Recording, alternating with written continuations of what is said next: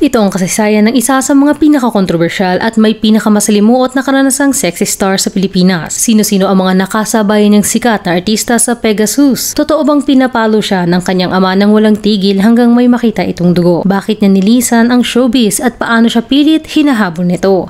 Kilalanin natin si Claudia Coronel. Tara, alamin natin sa history. Panimula, si Milfe Dacula o mas kilala sa screen name niyang Claudia Coronel ay ipinanganak noong 19 ng Disyembre 1975 sa isang maliit na komunidad sa Dinas, Zamboanga del Sur. Panganay siya sa 6 na magkakapatid. Ang kanyang ama na si Roberto ay isang karpintero at ang kanyang ina naman na si Teresita ay isang beautician at mayroon ding maliit na sari-sari store. 17 taong gulang ang kanyang ina nang ipagbuntis si Claudia at ang pangalan na gusto nitong ibigay sa kanya ay Irish. Ngunit gusto ng kanyang ama ang Marife, hango sa pinagsamang pangalan ng mga nauna niyang nobya na si Glorife at Milba, remembrance daw.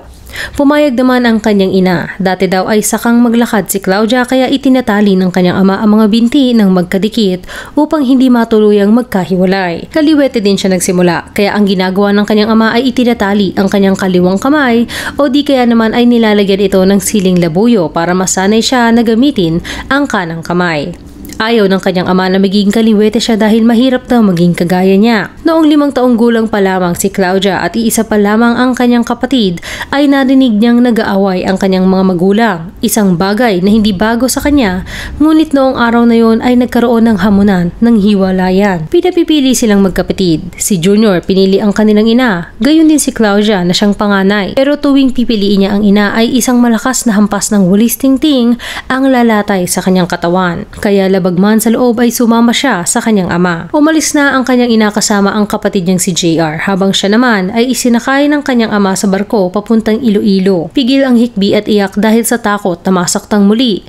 Inilabas lamang niya ang luha kapag sigurado na siyang tulog na ang ama. Isang matandang babae ang sumalubong sa kanila. Ito pala ay lola niya. Tumuloy sila papunta sa isang kubo sa may barangay Tuble, San Dionisio, kung saan andoon ang kanyang lolo. Ihinabilin siya ng kanyang ama sa lolo at lola niya bago nagpaalam na siya ay pupunta ng Manila para magtrabaho. Lalong nalungkot si Claudia nang umalis ang ama. Ngayon ay wala na sa kanyang piling ang parehong magulang. Pinag-aral ng kanyang lola si Claudia mula grade 1 hanggang grade 3 kung saan nasungkit niya ang first honor at nagkaroon pa ng medalya.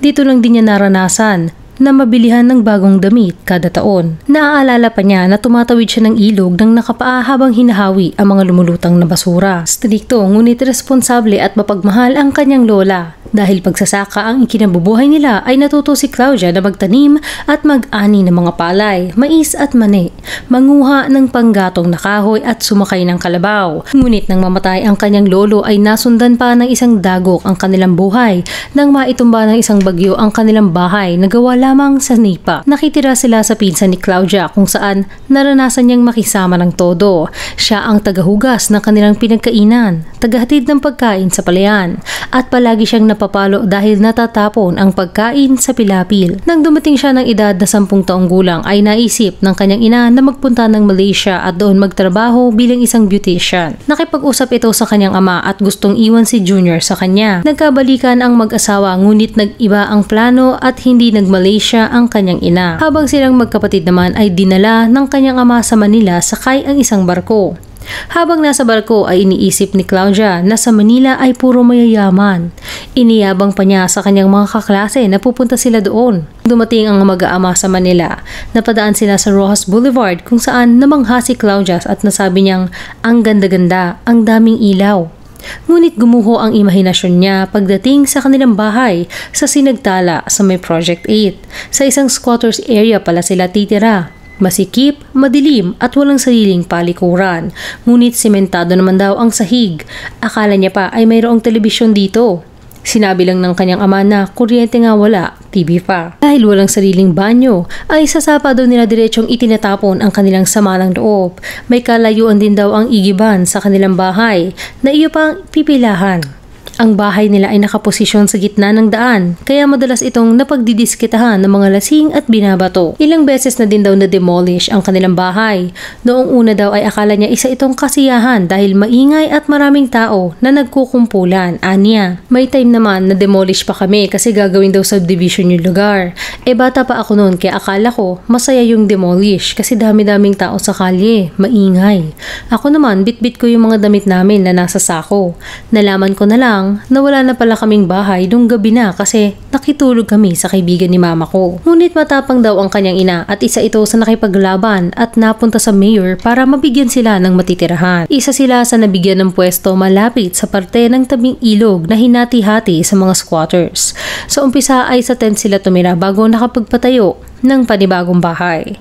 Ngunit hindi lamang ito ang dinanas na hirap ni Claudia. Nakaranas din siya ng pisikal na pang-aabuso mula sa kanyang ama. Paminsan-minsan ay ikinakadena siya nito at kung hindi naman ay sinasampal siya o hinahampas ng sandok sa ulo at muka at titigil lamang ito kapag nakakita na ng dugo. Matapos ito ay iiyak umuno ang ama niya at sasabihin kasalanan mo ito. Dahil dito ay nagkimkim ng sama ng loob si Claudia sa ama, ngunit kailanman ay hindi siya nagrebelde. Bagkus ay sinikap niyang makapag-aral kahit walang suporta ng ama. Ang nais nito ay makatulong agad siya sa paghahanap buhay. Pumasok sa iba't ibang trabaho si Claudia upang matustusan ang kanyang pag-aaral. Minsan ay natutulog silang magkakapatid sa ilalim ng tulay malapit sa SM Mega Mall. Ngunit sa kabila ng kanyang pagpupursige ay hindi niya natapos ang high school. Nakatatak umuno sa kanyang isip ang sinabi ng ama habang sila ay kumakain ng hapunan. Kain na lang kayo ng kain, hindi man lamang kayo nakakatulong. Ayon sa isang article ay 2 beses na si Claudia. Una noong 1994. Dahil hindi nakapagpatuloy ng pag-aaral ay nagtrabaho si Claudia. Nakapunta siya sa Japan at binili ng hulugang taxi ang ama niya na siya namang pinabayaan lamang ito at nagkanda sira-sira. Nang kanyang kumprontahin ang ama tungkol dito ay sinaktan pa siya nito. Taong 1996, isang family problem din ang pinag-ugatan matapos ang isang malapelikulang at mainit na pagtatalo sa pagitan niya ng kanyang ina at ng kanyang sumunod na kapatid. Ayon sa kwento ay sinabi ng kanyang ina na responsibilidad mo talaga kaming tulungan. Kung saan sumagot naman si Claudia na kayo ang may responsibilidad na buhayin kaming mga anak ninyo. Porke panganay ka, akala mo hawak mo na kami, ang damot-damot mo. Sabat naman ng sumunod niyang kapatid. Ako pa ang madamot, ibinigay ko ng lahat sa inyo, ako pa ang sisisihin ninyo. Hindi ninyo ako tanungin kung kumain na ako pagdating ko ng bahay. Alam niyo bang hirap na hirap akong matulog pag inuubo ako? May hinagpis na sagot ni Claudia. Pagkakadiskubre at pagbabalik eskwela. Nang sa wakas ay makapagtapos na ng high school si Claudia ay sumama siya sa grupo ng mga dancing models. Ngunit nang mabuwag ito ay nagtrabaho siya bilang isang waitress sa Pegasus, ang high-end bar kung saan nagtatrabaho din ang iba pang sikat na sexy stars gaya nina Rosana Roses, Katrina Paula at Ines Veneracion. Taong 1997 nang ma-discover si Claudia ng may-ari ng Seiko Films na si Robbie Tan, na noon ay kasalukuyang naghahanap ng bagong talent na papalit kay Rosana Roses. May isang taong ding nagwe-waiter sa Pegasus si Claudia. Sa umpisa ay tinanggihan niya ang alok ni Mr. Tan dahil mahiyain siya at hindi naman niya balak mag-artista. Ngunit dahil sa di umano ay hindi magandang pagtrato at kahirapan ay pumayag din siya. Kalaunan, umaasang ito na ang sagot sa kanilang pag-angat sa kahirapan. Agad siyang pumirma ng 2-year contract sa ilalim ng Seiko Films at binigyan siya ng screen name na Claudia Esteves.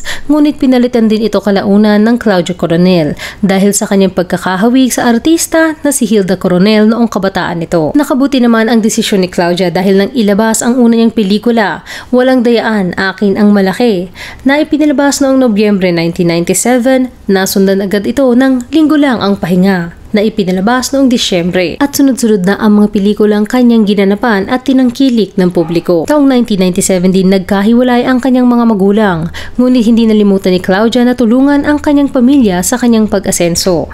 Nagpatayo siya ng bahay sa Project 8 kung saan nakatira ang kanyang ina at mga kapatid, habang ang kanyang ama naman ay nakatira sa dati nilang bahay na kanyang pinarerentahan matapos ipagawa ni Claudia, kaya mayroon itong monthly income para naman sa kanyang sarili. Nang kaya na niya ay kumuha siya ng kondo kung saan maaari siyang mapag-isa at hindi maistorbo ng hindi kinakailangan. Nang lumaon ay kumuha din siya ng iba pa para parentahan. Si Claudia din ang nagpapaaral sa kanyang mga kapatid. Ang bunso niyang kapatid ay 6 na taong gulang na noong 2006 at paminsan-minsan ay kasakasama niya.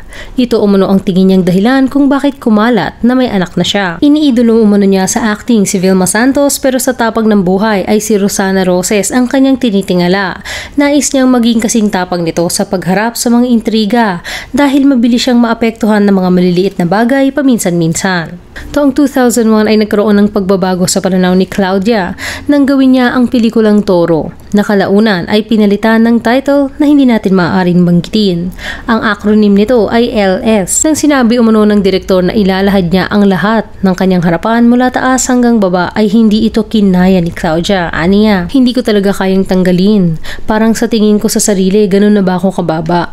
Ganun na ba ako ka-frustrated? Kailangan ko pa bang ipakita ang baba? So dumating sa point na sabi ko, hindi ko kaya. Ngunit, nauunawaan naman daw siya ng direktor. Matapos ang pelikulang ito ay nag-file ng indefinite leave si Claudia sa paggawa ng pelikula upang bumalik sa pag-aaral. Hindi naging madali kay Claudia ang bumalik sa pag-aaral. Nakaranas siya ng pagmamaliit dahil sa kanyang pagpapaseksi at maging ang kanyang ina at mga kapatid ay tutol na siya ay bumalik sa eskwelahan sa takot na mawalan ng kanyang pinansyal na suporta. Ngunit tinanggap ito ni Claudia bilang isang challenge upang pagpursigan pang patunayan ang kanyang sarili. Dati nang nag-aral si Claudia ng computer science sa AMA tuwing hindi sila busy sa paggawa ng pelikula sa Seiko.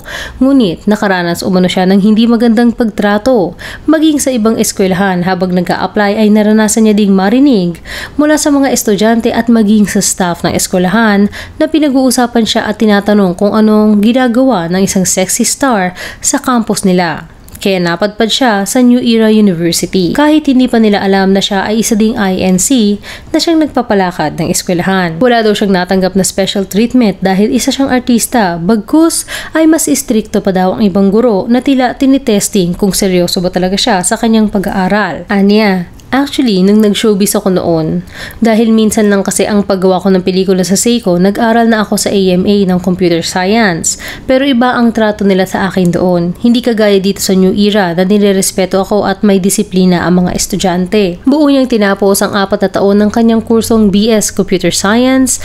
Noong unang taon ay maayos niyang natustusan ang pag-aaral at tumatanggap pa rin naman siya ng guest appearances sa mga sitcom at drama. Ngunit pagdating ng 2nd taon ay tuluyan na siyang tumigil sa showbiz upang mapagtuunan niya ng pansin ang kanyang pag-aaral. Dito na rin siya nahirapan magbayad ng tuition, kaya natuto siyang mag-set ng limitasyon sa mga kaibigan at sa kanyang pamilya at unahin naman ang kanyang sarili. Para makatipid ay tumira siya sa isang dormitoryo malapit sa eskwelahan at sa karinderya kumakain kasama ang iba pang estudyante. Kapag wala naman daw siyang kasabay ay nagkakamay siya sa pagkain. Nagkaroon din ng pagkakataon na nagpapapirma siya ng promissory note upang makakuha ng exam dahil wala pa siyang pambayad ng tuition. Ngunit nagbunga din naman ang lahat ng kanyang paghihirap at pagtsatsaga sa pag-aaral dahil pagdating ng Abril 2005 ay nakagraduate na siya. Pagkatapos mag-aral ay nagtayo agad si Claudia ng sarili niyang internet cafe na pinangalanan niyang Simfera Computer Incorporated sa may Quezon City. Mga nakarelasyon. Sa isang article ng PhilStar taong 2001 ng Agosto ay inamin ni Claudia na mayroon na siyang nobyo. 4 na taon nang nakakaraan. May-ari ng isang palaisdaan at factory na gumagawa ng stained glass. Niyaya daw siya nito upang magpakasal, ngunit ayaw niyang ipasa ang responsibilidad sa kanyang pamilya sa kanyang nobyo. 1 taon din ang tinagal nila ng kanilang relasyon. 1 taon din nilang inilihim ang kanilang relasyon bago siya ipakilala nito sa kanyang pamilya. Mabait umano ang ina ng lalaki, ngunit ayaw sa kanya ng mga tiyahin at lola nito. Dahil sa kanyang trabaho. Sa kabila nito ay nanatiling tapat ang kanyang nobyo at ipinaglaban siya sa mga paninira ng mga kamag-anak nito. Ang mga pangmamaliit at paninira na ito ay isa umano sa mga nag-udyok sa kanya upang magtapos ng pag-aaral. Nais daw nitong pakasalan na siya ngunit ayaw nitong gawin niya ang pelikulang Toro. Ngunit iniisip ni Claudia ang kanyang pamilya kaya itinuloy pa rin niya ang pelikula na siyang naging dahilan ng kanilang hiwalayan. Nagbakasyon sa Germany si Claudia at sa kanyang pagbabalik ay muling nakipagbalikan sa kanya ang lalaki at sinubukan nilang ayusin ang kanilang relasyon. Ngunit sa huli ay nagkahiwalay din. Taong 2005 gumawa ng account si Claudia sa social networking site na Friendster upang maipromote ang kanyang business at maka-invite ng customer sa kanyang internet shop. Dito niya nakilala si Andy Zhang, isang Chinese-American information technology consultant at investor. Anya, lagi akong online. Nasa US siya noon at lagi din siyang naka-online. Yung website ko, business ko yun. Yung mabuhaycity.com, siya, the ultimate OFW website. Para yun sa mga kababayan natin abroad na isang social networking site para ding Facebook pero karamihan mga OFW. Parati umano ito nagpapadala ng mensahe sa kanya gaya ng "You look beautiful" at kung ano-ano pa. Nakita umano nito ang kanyang graduation picture at nagsimulang mag-send ng mensahe sa kanya. Matyaga daw itong nagsisend ng mga mensahe ngunit iniiwasan ni Claudia nung umpisa dahil hindi siya naniniwala sa mga nagkakakilala sa internet. Sa tiyaga daw ni Andy kakapadala ng mensahe sa kanya ay pumayag na siyang ibigay ang kanyang cellphone number. Naging magkaibigan daw silang dalawa through phone. Matapos ang 4 na buwan ay pumayag si Claudia na makipagkita. Biglaan lamang daw at walang plano. Noong una ay nayayabangan pa siya dito, Anya. Nayayabangan ako kasi meron bang ganun, yung singkit yung mata, magsalita parang Amerikano. Yung nag-meet kami nung pagpasok pa lang niya ng pinto, ang tangkad. Yung ito ba yun? Yung iniiwasan ko na ang tiyaga-tiyaga mag-send ng message. Hindi niya daw ito type nang makita niya ang picture at hindi siya mahilig sa Chino pero na love at first sight siya dito. Hindi ko siya type sa picture kaya hindi ko pinag-aksayan ng panahon. Pero nang magkita kami, na love at first sight ako. Tinamaan ako, na in love ako sa kanya. Ewan ko ba ayaw ko ng Chinese at ayoko ng sa net lang nagkakilala. Pero ito ang ipinagkaloob sa akin. Bakas ang pagmamahalan ng dalawang magkasintahan. Madalas isama ni Andy si Claudia sa mga business trips niya sa iba't ibang bansa. Hindi din niya itinago kay Andy ang kanyang dating trabaho bilang sexy actress. Siya pa mismo ang nagpakita ng mga litrato at DVD copies ng kanyang pelikula. Ngunit okay lang ito sa lalaki at sinabi pang pwede siyang bumalik sa pag-aartista pagkatapos nilang ikasal. Hinangaan din ni Claudia ang tiyaga nito na makasama siya. Sa mga panahong dumadalaw sa may squatters area si Claudia kung saan nakapagpatayo siya ng bahay para sa pamilya niya. At minsang nakikitulog sila doon ay hindi nagrereklamo si Andy na palaging nasa social na hotel na nunuluyan sa iba't ibang bansang kanyang pinupuntahan. Napansin niyang hindi ito makatulog at makapag-focus kapag may kaunting ingay lamang gaya ng yabag ng paa. Ngunit sa squatters area ay hindi iniintindi ng mga tao kung gabi na. May mga inuman at magkakaraoke pa rin kahit anong oras. Tiniis umano ito ni Andy para sa kanya at kahit puyat ay gumigising pa rin ito ng maaga para pumasok sa opisina. Disyembre 2005 ay ipinakilala ni Claudia si Andy sa kanyang mga magulang at Pebrero 2006 naman ay ipinakilala siya ni Andy sa kanyang mga magulang. Naging mabuti naman ang pagtanggap ng mga ito sa pagmamahalan ng dalawa. Sabi pa ni Claudia, "Gustong-gusto ako ng mom niya at gustong-gusto siya ng mama ko. Presentable, strong daw at matapang. Tamang-tama daw para makontrol ako. Gustong-gusto naman ng mom niya yung mga mata ko. Tuwing magkikita kami, lagi akong kinukulit na bigyan agad namin siya ng apo." 4 na taong naging magnobyo sina Andy at Claudia bago magpakasal. Dati daw ay natatakot si Claudia sa pagpapakasal dahil sa malulungkot niyang karanasan, lalo na sa pamilya ng kanyang mga nagiging nobyo. Pero iba ang naramdaman niya kay Andy. Halos 1 buwang nagbakasyon si Claudia sa US noong Pebrero 2009, kung saan nakabase si Andy.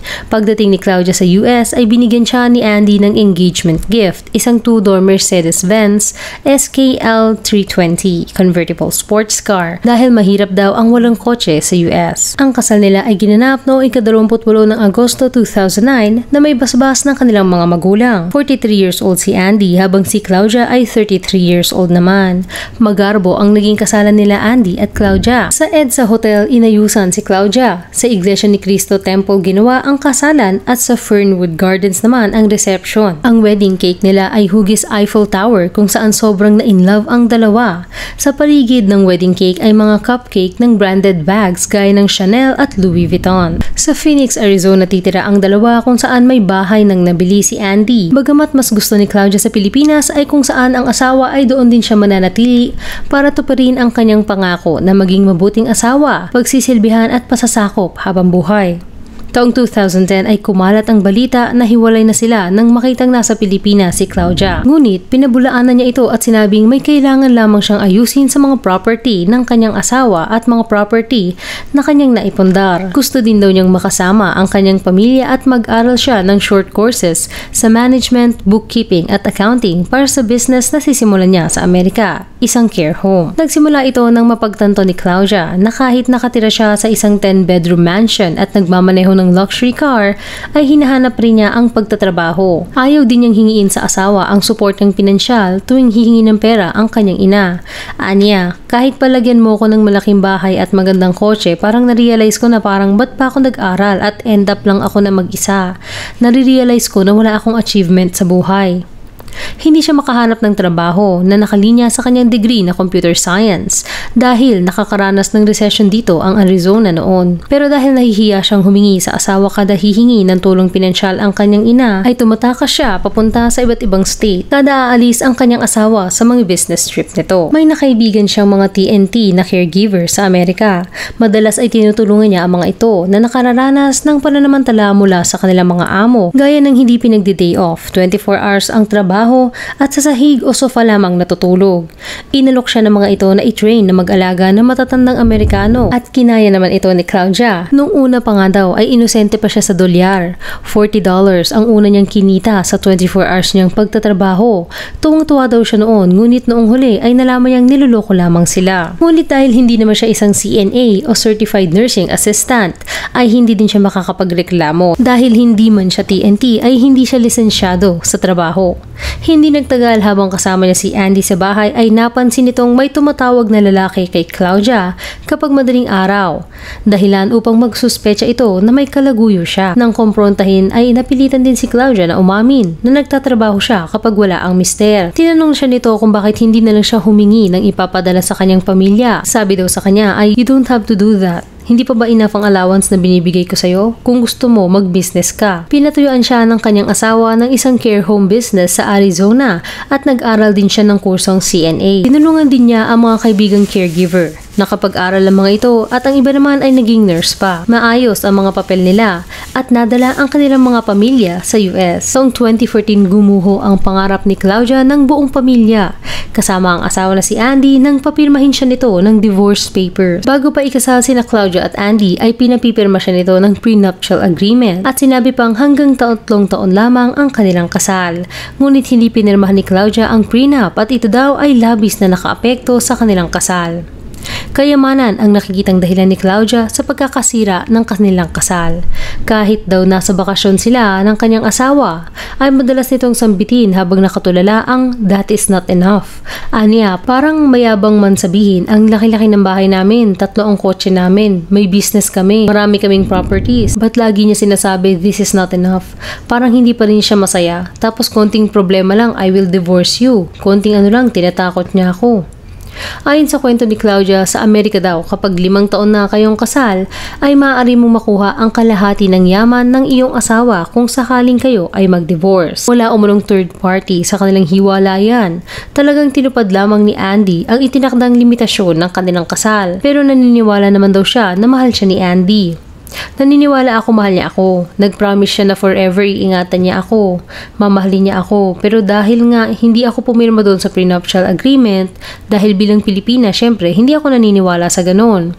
30 years old na ako nung nag-asawa ako kasi gusto kong magkaroon ng asawa na responsable, naaalagaan ako. Masyado ako mapili sa lalaking mamahalin ko. Sumulat din ito sa kanya bago sila mag-divorce. Nakalagay doon na, "I still love you. Mahal kita, but I have to divorce you." Sa kabila ng mga nagsasabi na nagkamali siya ng papakasalan, ay hindi pa rin umano umatras si Claudia dahil mahal talaga niya si Andy. Noong una ay hindi daw niya alam na mayaman ito. Minsan pa nga ay binibilihan niya si Andy ng bagong damit at gamit sa department store. July 2014, nag-grant ang divorce papers nila. Nasa care home noon si Claudia. Napagtuunan niya ng galit ang Diyos. Aniya ay lumabas pa siya at lumuhod sa kalsada habang kini-question ang Diyos. Aniya, nung na-receive ko yung divorce papers ko sa care home ko mismo. Nung na-receive ko yung divorce paper ko, lumabas ako ng care home. Sa kalye, lumuhod ako sa labas. tumingin ako sa itaas.